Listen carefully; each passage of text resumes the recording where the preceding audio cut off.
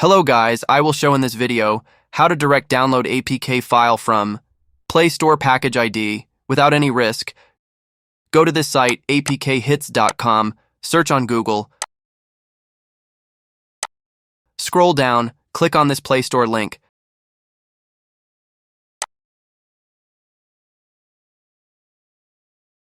Select any app.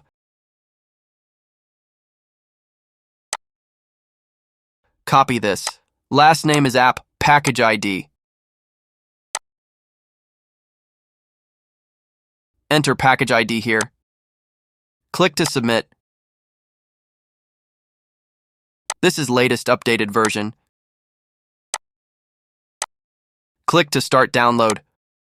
Wait 5 seconds.